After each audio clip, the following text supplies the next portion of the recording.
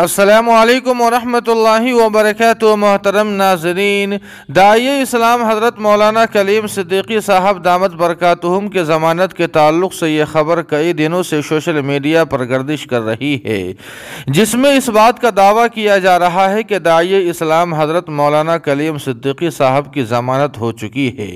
आपको बतला दें कि जब दाई इस्लाम हज़रत मौलाना कलीम सिद्दीकी साहब के वकील एडवोकेट जनाब उसामा इदरीस नदवी साहब को इस खबर की इत्तला मिली तो उसामा नदवी साहब ने गुज़िश्ता कल वजाहत करते हुए लिखा कि दाई इस्लाम हज़रत मौलाना कलीम सिद्दीकी साहब की ज़मानत के ताल्लुक़ से जो खबर गर्दिश कर रही है वो सरासर गलत और बेबुनियाद है।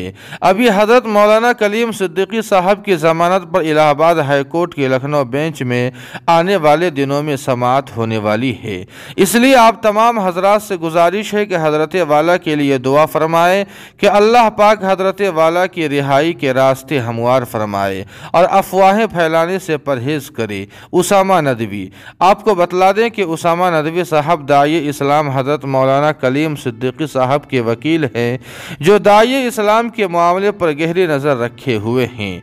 जी हाँ नाज़रीन किराम, आपसे गुजारिश है कि दाई इस्लाम की जल्द रिहाई के लिए दुआ फरमाए कि अल्लाह पाक दाई इस्लाम को जल्द रिहाई नसीब फरमाए।